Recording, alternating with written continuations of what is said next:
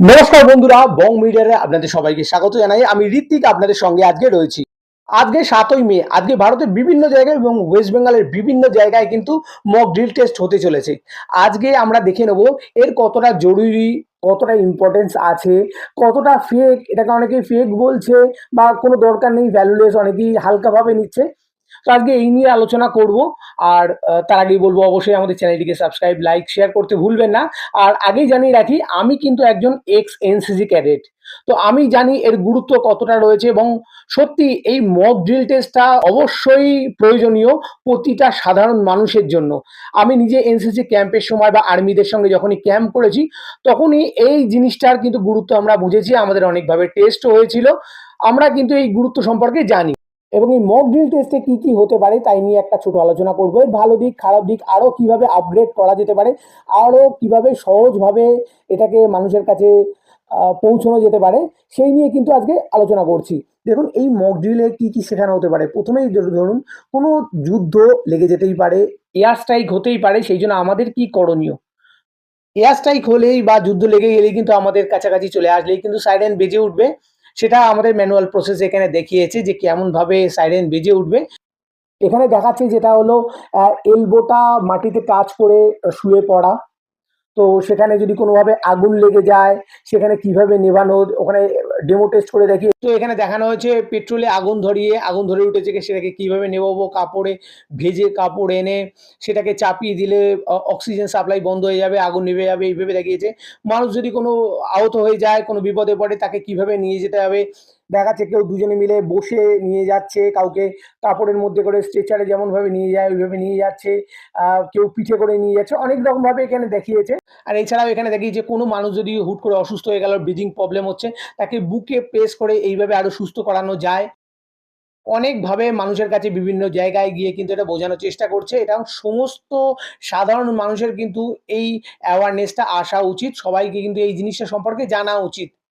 এবং যখন এই যুদ্ধের সময় আসে বা এয়ার স্ট্রাইক হয় তখন কিন্তু মানুষ একটা প্যানিকের মধ্যে চলে যায়, কি করবে কি না করবে ঠিক কুল কিনারা খুঁজে পায় না। সেই জন্য এইটা যদি আগে থেকে আমাদের মাথায় থাকে, সেই জিনিসটা কিন্তু আমরা সহজভাবে করতে পারবো। এবং এর জরুরি কিন্তু খুবই। দেখুন, এর আগে কি মক ড্রিল টেস্ট হয়নি? হ্যাঁ, হয়েছে। ১৯৭১ সালের আগে কিন্তু মক ড্রিল টেস্ট হয়েছে। ঠিক একই রকমভাবে বিভিন্ন জায়গায় কিন্তু এইরকমভাবেই মক ড্রিল টেস্ট হয়েছে। এবার এখন সেই প্রসেসিং এ সেম ভাবেই কিন্তু অনেকটা হচ্ছে। কিন্তু এখানে আরো কিন্তু আপডেট করতে পারত। এখানে কি করতে পারত? ধরুন বিভিন্ন জায়গায় এটা মক ড্রিল টেস্ট হচ্ছে। বিভিন্ন যারা আধিকারিক রয়েছে এখানে তারা এসে টেস্ট করাচ্ছে। এবং এর মধ্যে একটা প্রবলেম দেখা যাচ্ছে, এই যে উড়িষ্যায় যেটা হলো বা লখনৌতে যেটা হলো, অনেক জায়গায় দেখা যাচ্ছে এই যে বুকে প্রেস করতে হবে, হাতটাকে এইভাবে নিয়ে বুকে প্রেস করতে হবে। যদি কোনো ব্রিদিং প্রবলেম হয়, অসুস্থ হয়ে যায়, তো সেখানে দেখা যাচ্ছে সে কিন্তু ভুল করে একটা হাত পেটে নিয়ে চলে গেছে, একটা হাত বুকে নিয়ে চলে গেছে, এই অবস্থায় চলে এসছে। এবার বুক থেকে যদি একটা আরেকজন ভুল করে আরো একটা ভুল করলো, বুকের হাতটা সরিয়ে পেটে হাত দিয়ে দিল, মানে পেটে চাপ দেবে, নাড়ি বুড়ি চটকে বেরিয়ে আসবে। তো সেটার কিন্তু সমাধান করা যেতে পারে। সব জায়গার কিন্তু একটাই ভিডিও হবে, ভারত সরকার থেকে একটাই ডেমো ভিডিও করুক। ১৯৭১ সাল কিন্তু আর নেই এখন। অনেক প্রযুক্তিগতভাবে আমরা উন্নত হয়ে গেছি, সবার হাতে ইন্টারনেট রয়েছে, টিভি বাড়ি বাড়ি রয়েছে। সেখানে কিন্তু একটা ভিডিও, ডেমো ভিডিও করে প্রতিটা নিউজের মধ্যে কিন্তু এই ভিডিওটাকে ছড়ানো উচিত ছিল। আরো ভালো হতো জিনিসটা। যেটা করা হচ্ছে সেটা কিন্তু কোনোভাবে খারাপ নয়, আমি বলছি না। কিন্তু আরো সহজভাবে কিন্তু এই জিনিসটাকে করা যেত। এবং আরেকটা জিনিস এখানেও জানি না কতটা কি দেখাচ্ছে, এখনো আজকে দেখাবে, যে কোনোভাবে যদি এয়ার স্ট্রাইক হয়, যুদ্ধ হয়, আলো মানে রাতের বেলায় টোটালি যেন আলো না জ্বলে, আলো অফ থাকবে। মানে যখন অ্যাটাক করবে তখন ওরা বুঝতে পারবে না কোনটা শহর, কোনটা গ্রাম, কোথায় অ্যাটাক করা উচিত, কোথায় উচিত না, বুঝতে পারবে না তারা অন্ধকারের মধ্যে। সেই জন্য অবশ্যই এইরকম যুদ্ধের সময় কিন্তু সবাই, এবং যারা ভিডিওটিকে দেখছেন অবশ্যই কিন্তু মাথায় রাখবেন, আলো কোনোভাবে জ্বালানো যাবে না, আলো কিন্তু অফ থাকবেই। আর যে অবস্থায় রয়েছেন, যেখানে দেখছেন এখানে মক ড্রিল টেস্ট হচ্ছে, সেখানে অংশ নিন, সেখানে শুনুন। অনেক হয়তো আপনাদের কমন মনে হবে যে এই যে অসুস্থতা মানুষকে নিয়ে যাওয়া হচ্ছে, বিভিন্ন রকম দেখাচ্ছে, তাকে পিঠে করে নিয়ে যাচ্ছে, স্ট্রেচারের মতো ভাবে কাপড়ের মধ্যে করে নিয়ে যাচ্ছে, অনেক রকম ভাবে। আমরা এটা ছোটবেলা থেকে অনেক দেখে এসেছি যে মানুষকে কিভাবে উদ্ধার করে নিয়ে যেতে হয়, এগুলো আমরা জানি। কিন্তু দেখুন না, একবার একবার দেখুন যে তার মধ্যে থেকে একটা অ্যাওয়ারনেস কিন্তু প্রতিটা মানুষের মধ্যে জাগবে এবং সবাইকে এই জিনিসটা কিন্তু সচেতন করুন। শুধু আপনি দেখছেন তাই নয়, আপনার পরিচিত লোককেও কিন্তু সেখানে আনবেন, চেষ্টা করবেন এই মক ড্রিল টেস্টে কিন্তু অংশ নেওয়ার জন্য। যেখানে হবে তো এই সহজভাবে অনেক কিছু প্রসেসিং করা যায়। আর এখন সেই পুরনো যুগ নেই যে সাইরেন বাজাবে ঘুরিয়ে ঘুরিয়ে যেটা দেখাচ্ছে। এখন ইলেকট্রনিক্স যুগ চলে এসছে, ইলেকট্রনিক্সের ভাবে সাইরেন বাজিয়ে দিতে পারে। শুধু ওইটা দেখাচ্ছে, শুধু ওইটার ওপর ভরসা করে থাকবেন না, অনেক রকমভাবে।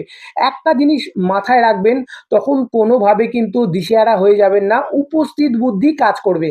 এই যে ওখানে যেমন ড্রিল টেস্টে দেখালো যে আগুন ধরে গেছে, কিভাবে নেভাবেন, একটা কাপড়ে ভেজা কাপড় এনে চাপিয়ে দিল, নিভে গেল। ধরুন যদি আরো বড় জায়গায় আগুন লেগে গেল, সেখানে অত বড় কাপড় পাওয়া সম্ভব নয়, ভেজাতে হবে, সামনে জল নেই, অনেক প্রবলেম হতে পারে। সেক্ষেত্রে উপস্থিত বুদ্ধি আমাদের কাজে করতে হবে।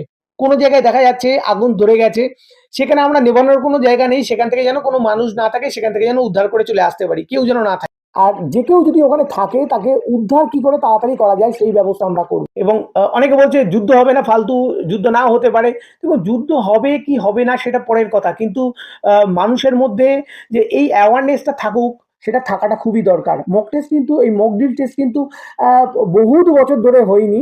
মানুষের মধ্যে এটা থাকা উচিত, এবং শুধু ওই যুদ্ধের ক্ষেত্রে কাজে লাগবে না, কোনোভাবে যদি একটা বিপদ চলে আসে, কোনো বিল্ডিংয়ে, বড় বিল্ডিংয়ে আগুন লেগে গেছে, এইটাও কিন্তু আপনাদের কাজে লাগবে। তো সবাইকে বলবো অবশ্যই অংশগ্রহণ করুক। অনেক কিছু আপনাদের ফালতু লাগবে, এই যে অ্যাক্টিং করে দেখিয়েছে।